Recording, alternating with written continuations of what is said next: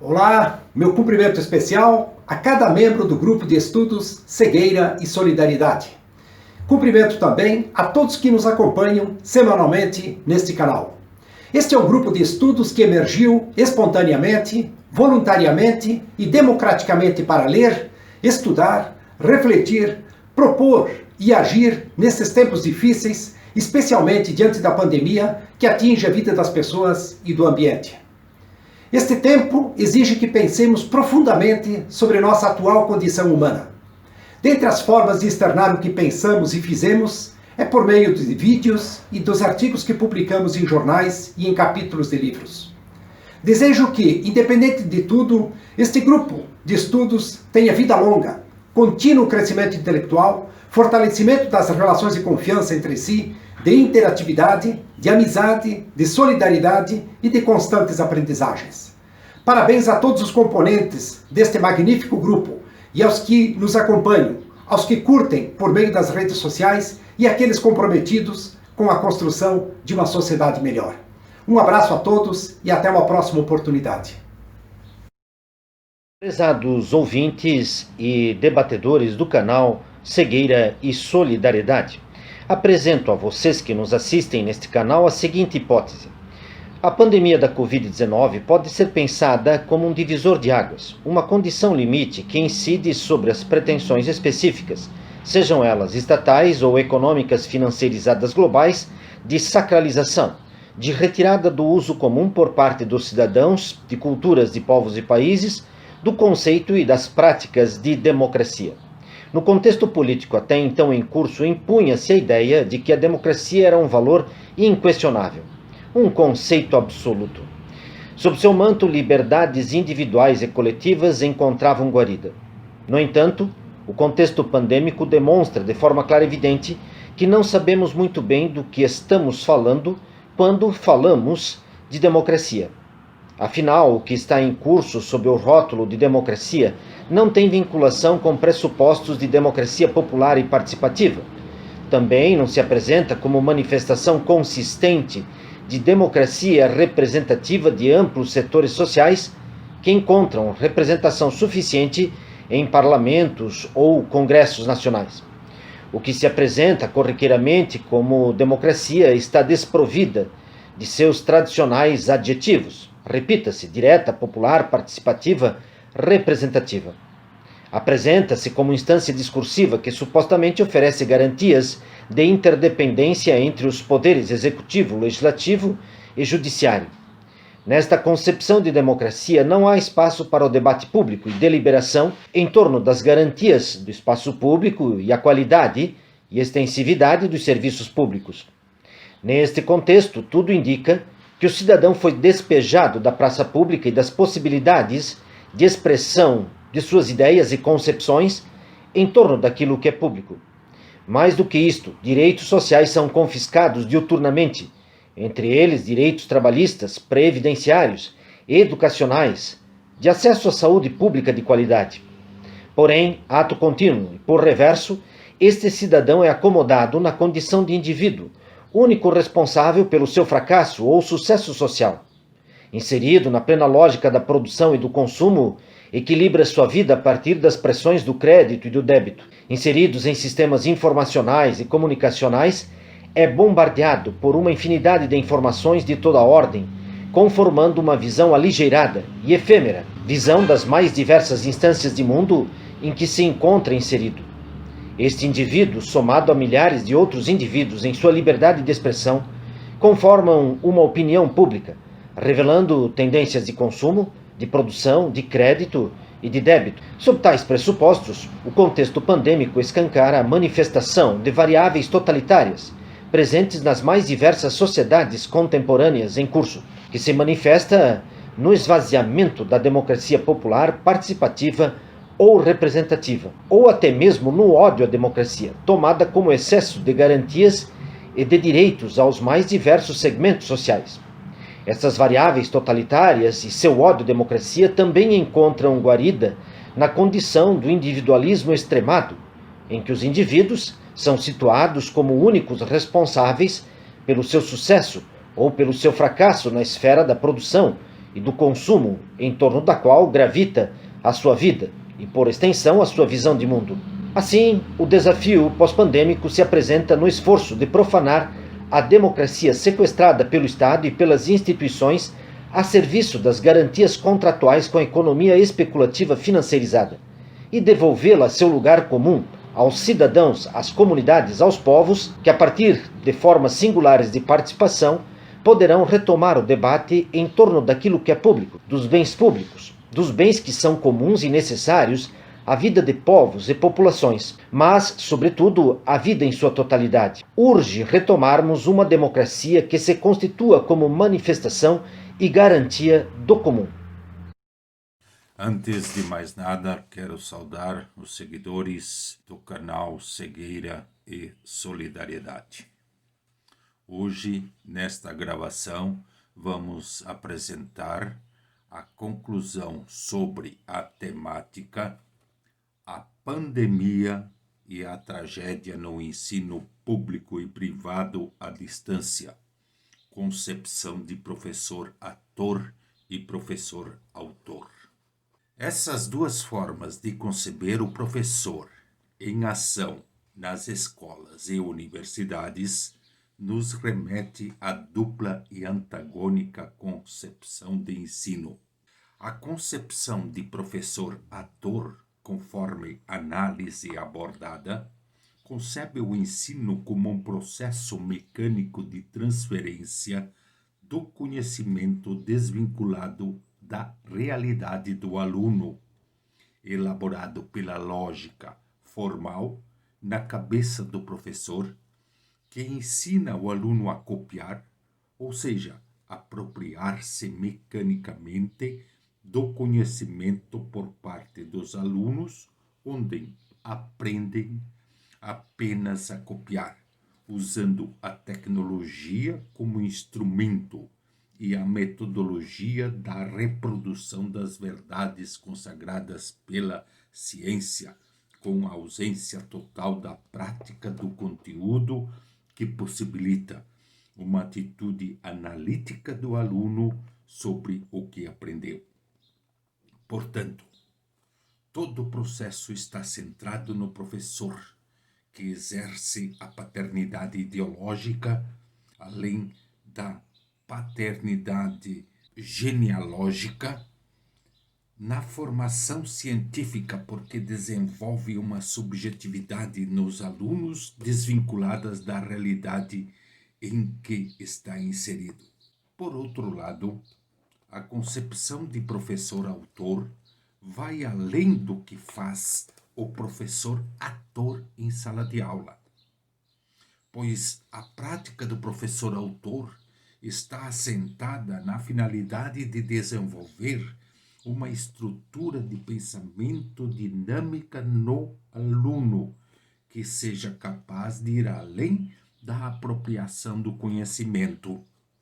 Ou seja, o aluno é capaz de realizar análises críticas da realidade através do conteúdo apreendido que, instrumentalizado para a prática da pesquisa, será capaz de construir o próprio conhecimento, acrescentando sempre algo de novo à teoria praticada.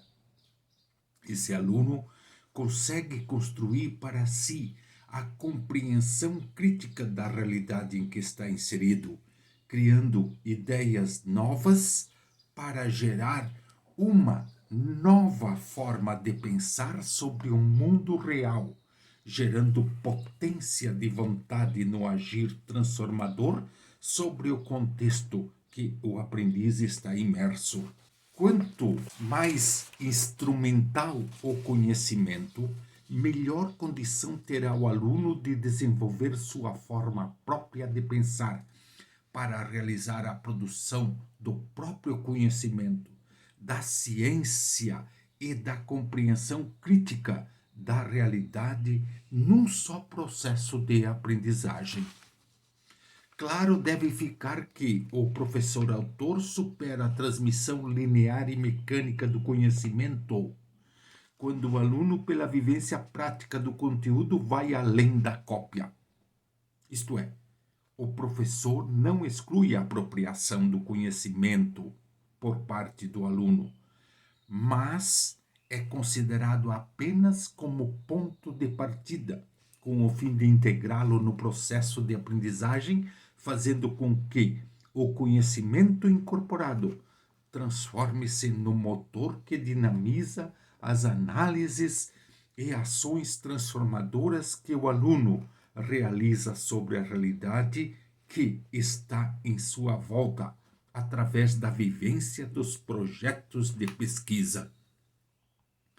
Se o processo de ensino-aprendizagem para o professor ator é concebida como mecânica viciosa influenciada por estar fazendo sempre a mesma coisa, no processo prático de ensinar, o professor autor consolida na aprendizagem do aluno uma forma de pensar, transmitindo um conhecimento dinâmico em formato de uma espiral, isto é, possui um ponto de partida, mas não necessariamente uma conclusão final e cabal. Está sempre num intenso movimento dinâmico de aperfeiçoamento que não termina nunca, porque vai se aperfeiçoando infinitamente. Pois o conhecimento é instrumental quando o aluno se apropria das ciências e transforma-se em projeto prático de pesquisa. Portanto, conhecimento não é terminal, mas inicial em processo permanente de aperfeiçoamento. Isso quer dizer que o aluno apreende o conteúdo, entra num processo sem fim de criação e recriação das ideias sobre o mundo real, que agregadas no pensamento, melhora a compreensão crítica do mundo, da sociedade, que gradativamente melhora também seu agir e interagir no contexto em que está inserido. As práticas de ensino-aprendizagem na concepção do professor-autor incluem e estão alicerçadas na elaboração e execução de projetos de pesquisa. Isto é, faz a aprendizagem romper com o ciclo vicioso da repetição do conteúdo e passa a se transformar num processo dinâmico de desenvolvimento do pensar sobre o seu ser e sobre a realidade em que o aluno está inserido para transformar a si e o mundo que está em sua volta. Nessa perspectiva, a aprendizagem está vinculada à apropriação da ciência como instrumento de melhorar a compreensão da existência e do mundo real, transformando-se em categoria de análise do mundo que o aprendiz está inserido. Pois o real é dinâmico e exige que o aprendiz desenvolva uma estrutura de pensamento com o mesmo caráter, isto é, construir uma aprendizagem que desenvolva o pensar tão dinâmico quanto a realidade em processo de vir a ser permanente.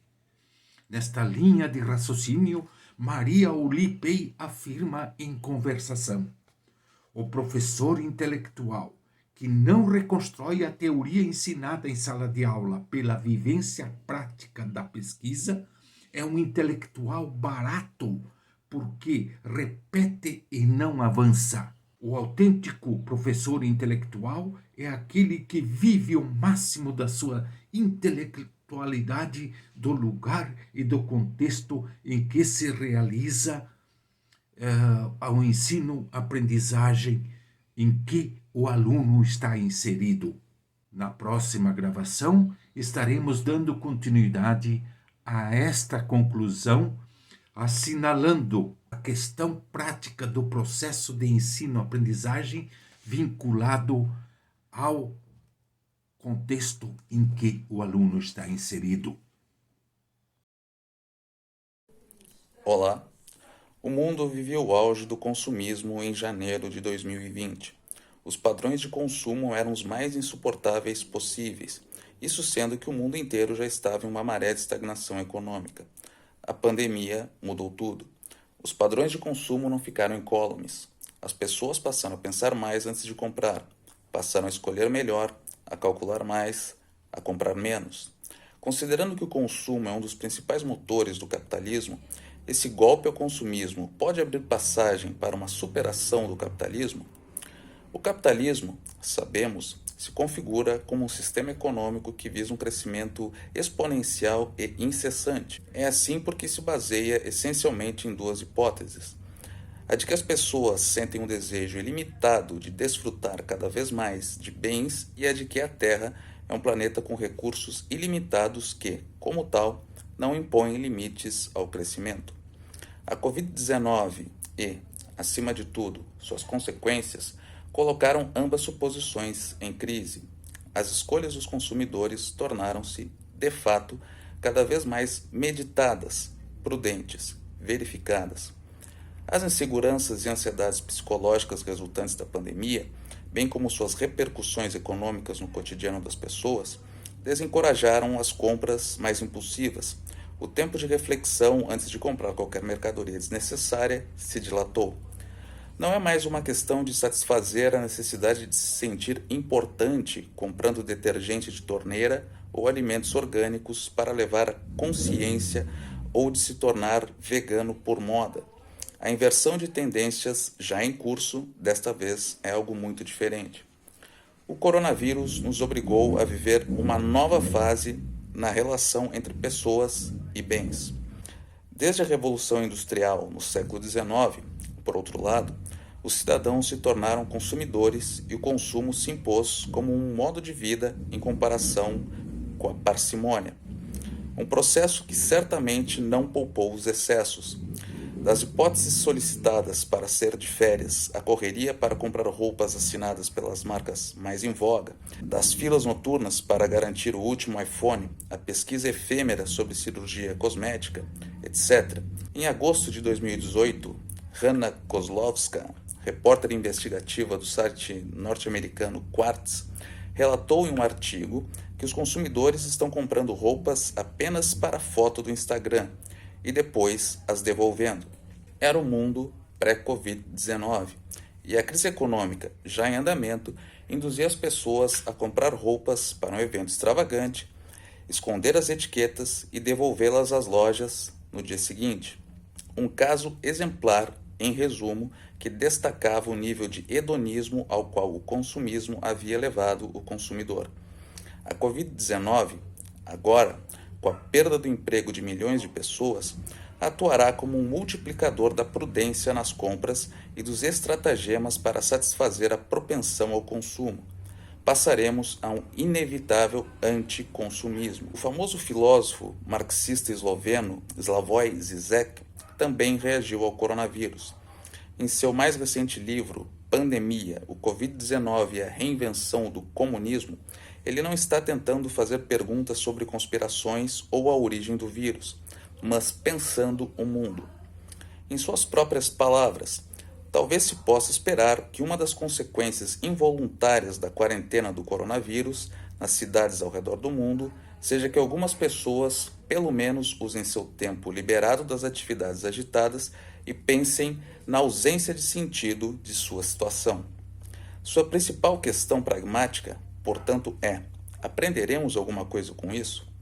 Por um lado, ele acredita que, se não houver mudanças profundas, a pandemia só agravará o atual regime capitalista. Novamente, segundo o próprio autor, Hegel escreveu que a única coisa que podemos aprender da história é que não aprendemos nada da história. Por isso, duvido que a epidemia nos torne mais sábios. Desta forma, destaca-se o vírus como um propenso destruidor dos próprios fundamentos de nossas vidas, causando não só a morte, mas também o caos econômico. Por outro lado, porém, Zizek espera que, se pararmos de entrar em pânico e passarmos à reflexão, ele possa servir como o início de um novo modelo de comunismo. Em sua visão, o vírus, sem dúvida, expôs os pontos fracos do sistema capitalista, da falta de bens e de ausência de ventiladores à fragilidade do sistema, como o desemprego e a crises iminentes. os mecanismos de mercado são claramente insuficientes para evitar o caos e a fome em uma situação de emergência, o que, obviamente, leva a nós, homens e mulheres, vivenciando a pós-modernidade, para longe da fetichização consumista. Essa é uma análise que sofre de uma certa incerteza subjacente e, ao mesmo tempo, traz uma reflexão salutar e desejável. Entretanto, é possível elocubrar de modo pragmático que o que parece plausível no momento é que entre as vítimas do Covid-19 talvez não possamos contar o capitalismo em si, mas é certamente provável que ele seja repensado. Se isso realmente acontecer, certamente a humanidade terá tirado algum proveito dos males do coronavírus. Até uma próxima oportunidade.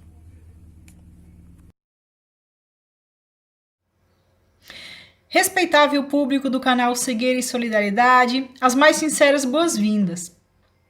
O acesso à alimentação saudável e segura tem sido uma das principais preocupações no contexto da pandemia.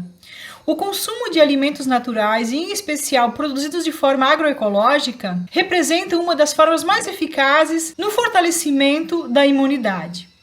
A agroecologia representa uma alternativa ao manejo da terra e à produção de alimentos mecanizada, à monocultura, ao latifúndio, ao êxodo rural e ao uso de agroquímicos. A agroecologia também está relacionada à agricultura familiar, à policultura, aos saberes e fazeres tradicionais, à relação integrada e respeitosa entre o homem e a natureza, à diversidade, às relações sociais e econômicas de forma justa, fraterna e solidária. No interior da cidade de Ascurra, em Santa Catarina, reside a família Facchini, Fábio, Leila e Marco, que se dedicam em produzir alimentos tanto para o consumo próprio como fornecer aos parentes, aos vizinhos e aos amigos. Além dos princípios e valores da agroecologia, a família Facchini leva em consideração os princípios da permacultura, pois criaram uma horta no formato de mandala. Queira conhecer a experiência da família Facchini e a horta agroecológica no formato de mandala no pequeno vídeo a seguir.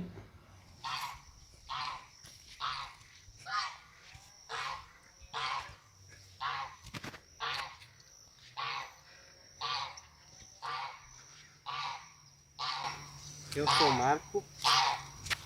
Eu sou a Leila. Eu sou o Fábio Facchini.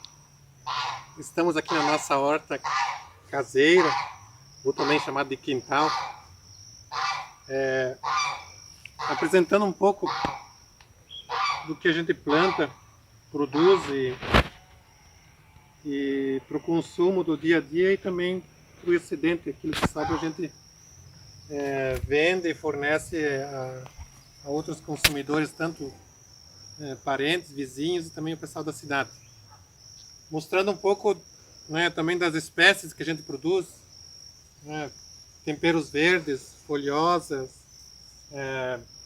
ervas medicinais, raízes, tubérculos, né, como cebola, beterraba, cenoura, alguns frutos também como pimentão, tomate, né? E dizer que a gente produz isso de forma agroecológica, né? Sem nenhum tipo de agroquímico, mais natureba possível, né? E que as plantas convivem de forma harmônica, né? Não tem muita ordem nos canteiros, no plantio, é meio que uma bagunça aqui, né? Elas convivem juntas de forma harmônica. E também o formato da nossa horta, né, que a gente chama de mandala, em forma de círculo, os canteiros são feitos em forma de círculo, para sair um pouco daquele tradicional, né, um pouco mais alternativo. Pesquisando um pouco, né, sobre a mandala, a gente viu que ela tem diversas funções, né, para nós é mais prático, inclusive, né, produzir dessa forma, e a ocupação do espaço também ela é otimizada, né? Mas além disso tem esse lado biodinâmico, controle de insetos, pragas, doenças, né? O formato circular ele deixa de ser cartesiano, aquela coisa reta, retilínea, cheia de canteiros, quadrados Então a gente se sente bem dessa forma, né? Produzindo desse jeito. E... O que é a justiça? Eu tenho quase certeza que todos nós, em algum momento da vida, já utilizamos esse termo, a justiça. Mas afinal de contas, o que é justiça? Será que justiça é o que os tribunais decidem, o que os juízes falam, o que está nas leis, ou aquele sentimento individual de cada um? Me parece muito problemático o termo justiça, e é por isso que eu gostaria apenas de frisar que há quem diga, como Ronald Dworkin, por exemplo, que o termo justiça ele é criterial e aspiracional, muitas vezes, de cada um. E talvez por isso ele seja tão problemático e difícil de ser conceitualizado. Entretanto, eu gostaria de falar de justiça rapidamente, de uma outra perspectiva, de um outro ângulo, de um ângulo um pouco mais político, eu diria. Existe uma teoria da justiça muito conhecida de um filósofo chamado John Rawls, já falecido, e cujo autor trouxe para a comunidade acadêmica uma teoria muito relevante que se estuda até os dias de hoje. Com base nessa teoria, um outro autor, também falecido, faleceu recentemente, na verdade em 2013, também se aventurou pelo termo justiça, em tentar desvendar os mistérios da justiça. Eu me senti convidado a falar disso hoje pelo seguinte motivo.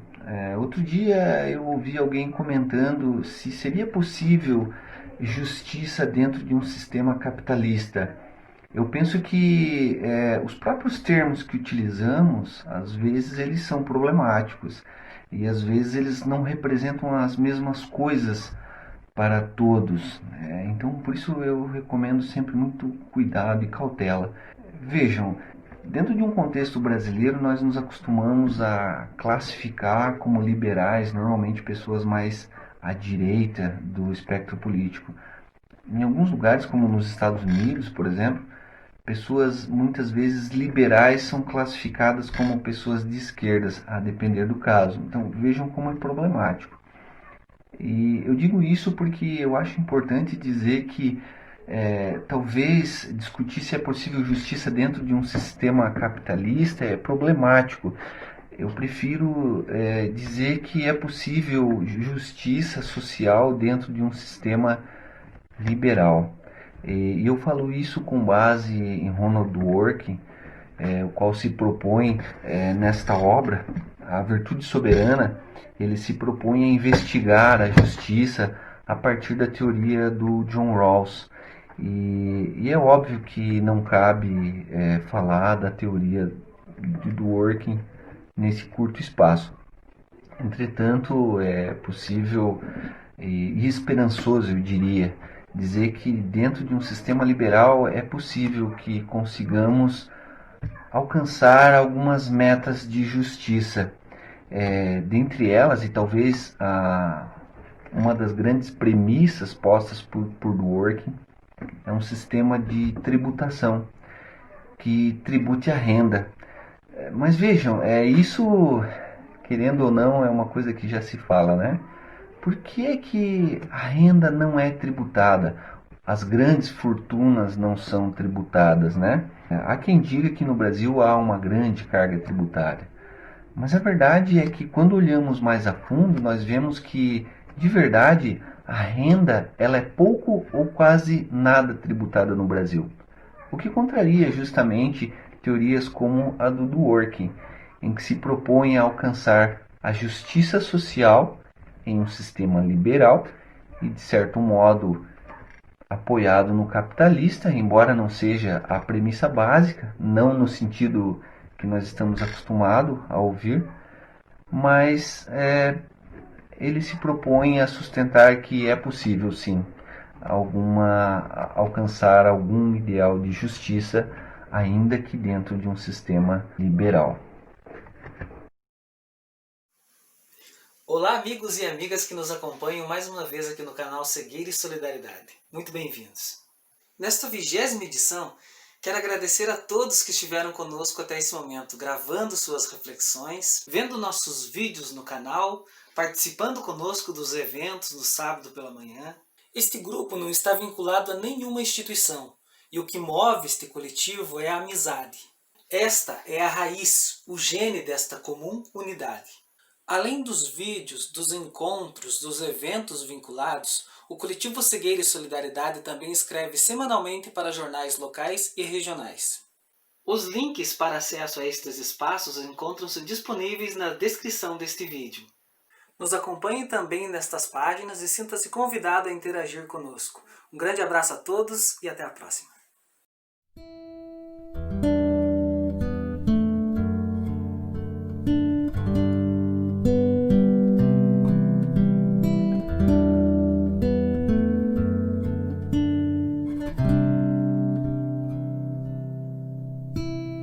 Thank you.